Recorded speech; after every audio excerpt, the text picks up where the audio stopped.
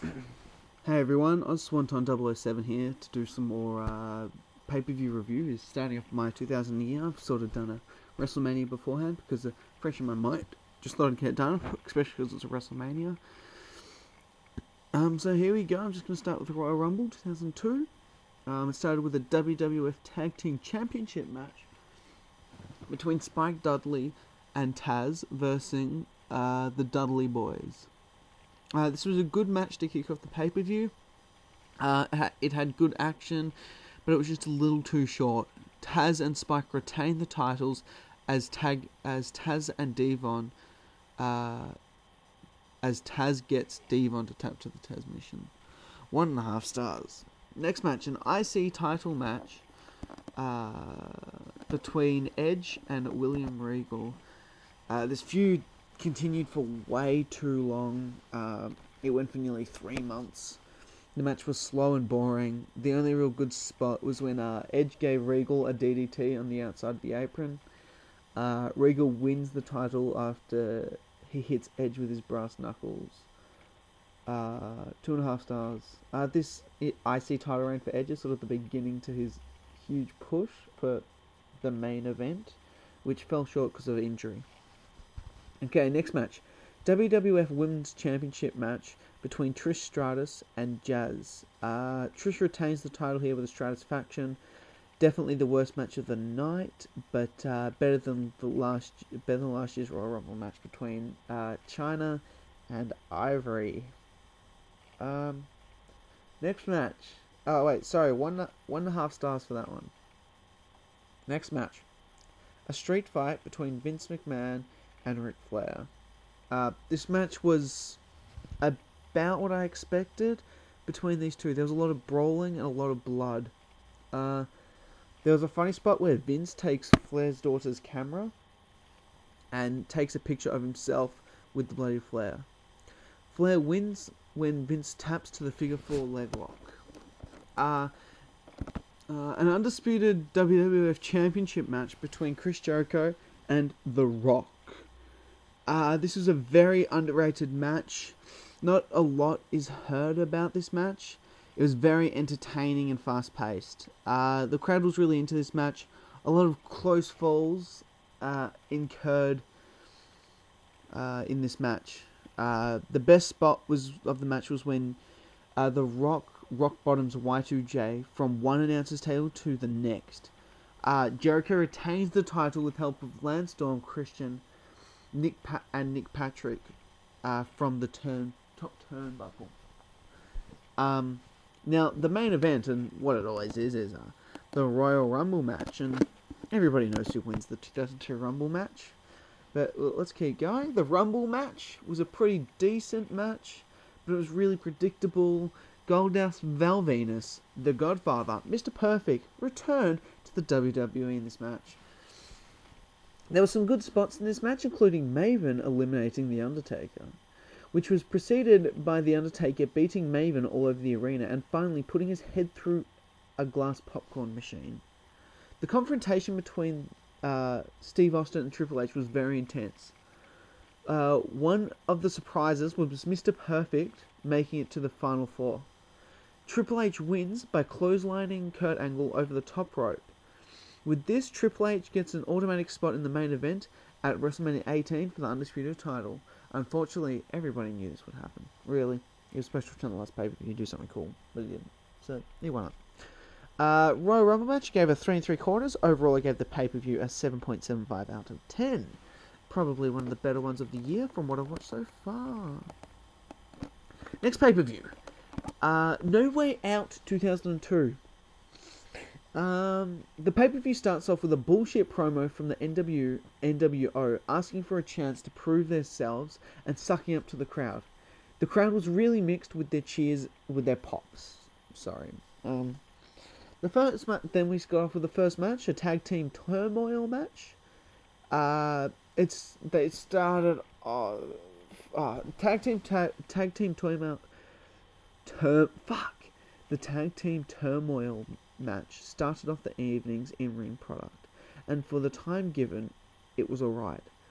I'd like to have seen more Christian and Storm, but I suppose mid mid-card tag teams aren't supposed to be given a lot of airtime on pay-per-view. 1.5 stars. Next match. Goldust vs RVD. It was a solid showing from Van Dam in what basically amounted to a superstar squash. Goldust gave him enough to make it interesting, and I should point out that he was significantly slimmer back then, probably like he is now. 2.5 stars. Then you have an awesome promo from The Rock. No, sorry. You have a really good promo between the Rattlesnake and the NWO. Stone Cold really wants nothing to do with them. Razor Ramon offers him a 6-pack, and he says no, and it eventuates to their Mania match. Then the next match is a Tag Team Championship match. Very surprising we've seen 2 tag matches already. Between Tazz and Spike Dudley versus Booker T and Test. As a boring and average, Tazz wins with the Tazz mission, which they later lose on Raw before WrestleMania. In 3/4. Next match. Then The Rock does his usual promo, hyping his matches, blah blah blah blah blah.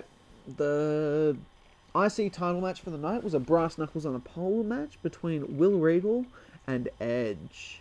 They didn't really sell the stipulation, which was deadly in this match, where the fans don't automatically buy into them. It was really sloppy, and I believe that Edge won, I think. No, Will Regal won, sorry. Yeah, I think it was like 2 stars, yeah? Okay, then one of the main events of the night, triple main event tonight. First one was The Rock versus The Undertaker. This was too long, especially considering it was just a backdrop from the Flair McMahon feud. It did set up Undertaker Flair at WrestleMania, but the overarching feud was Flair vs McMahon. The match itself threatened to get good before the interference. I believe Taker won or something, or Rock won. 2.25 stars. The second main event of the night was a 1-on-1 match for Triple H's #1 contendership, because Kurt Angle thought, something about he should have won. It was his first time. He should have done it. Blah blah blah. That of course set up this match obviously set up a Kurt Angle Jericho feud at WrestleMania. No chance, guys. When would that ever happen? Hunter beat Angle just after this, rendering the whole thing moot. The match was fine, but it also showed that Angle was just some scrub, that the real feud that the WWF cared about was between Hunter and Stephanie. Now the third main event of the night was between Chris Jericho and Stone Cold Stunning Steve Austin. Actually, the match before it was the match of the night with 3.25 stars. So WWF Championship match here. Again, another fine match, but it was ruined by A, too many referee bumps, B, outside interferences, and C, being a match between these two guys who were fighting as surrogates for each other's feud. After the match, the NWO jump Austin and spray paint him. It's just like 1996 all over again. But in the WWF, they really knew. The WWF didn't really know how to do the NWO properly, and that's why lots of people get pissed off. They would have left both Austin and Jericho lying in the ring, because it's a better way to destroy a company than by punking out their champion. Of course, like Angle, Jericho was just a scrub who happened to be keeping the title warm for Triple H, so that couldn't happen. Overall, that match got 3 stars. Overall, I gave the pay-per-view a 5.5 out of 10, and we've got my WrestleMania review there somewhere. I personally think that was a good review. It was an okay pay-per-view. It's 6.75 out of 10. Now we move on to Backlash 02. This was the first pay-per-view of the brand extension. And it started off with a match between Billy Kidman and Tajiri. It was a great opener to get the crowd going. Very quick and fast pace. Tajiri got the win by spitting stuff in Kidman's eyes and pins for the win. 3 stars. Next match, Bradshaw versus Scott Hall. Hall comes out with X-Pac. Hall comes out with X-Pac.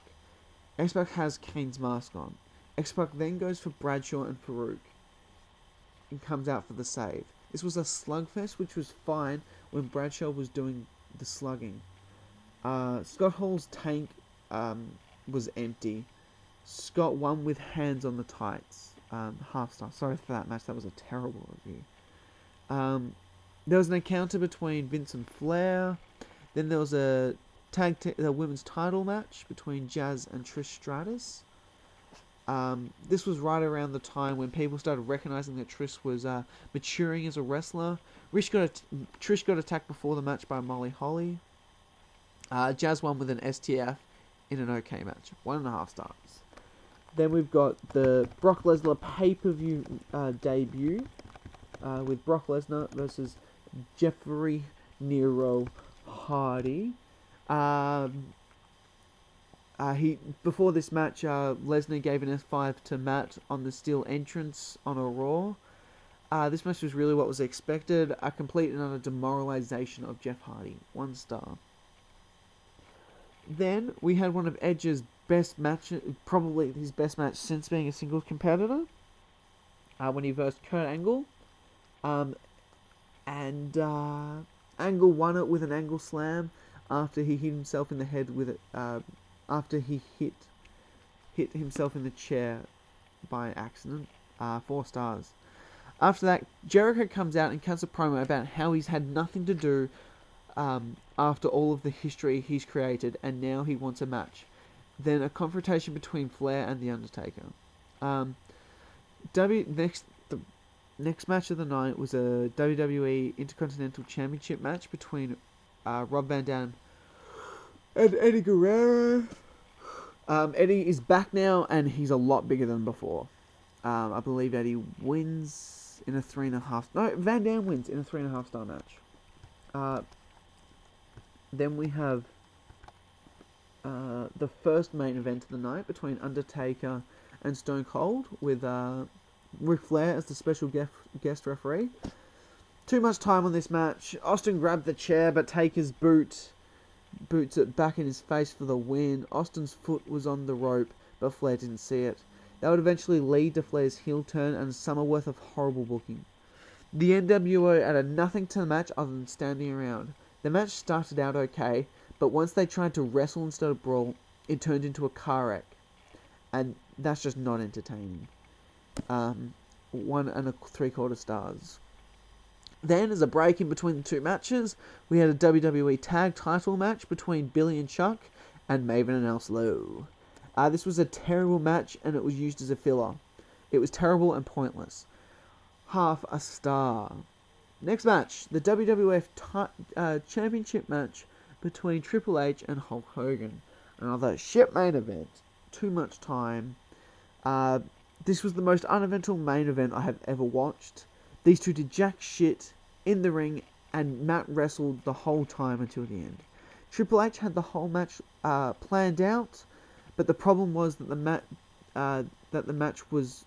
the first 10 minutes was spent doing tests of strength and feeling each other out, and nothing happened. Triple H worked on the leg for the match, and Jericho came out to stop the Hulk from winning. Then Undertaker came out to stop Triple H from winning, but it ended in Triple H winning with the pedigree in a 1 star match. Most boring thing I've ever watched in professional wrestling. Not really, but terrible use of time. 6.5 out of 10 for Backlash 02. That's the start for the year 2002 in WWE. I am on Swanton, guys. Comment, rate, and please subscribe. Thank you.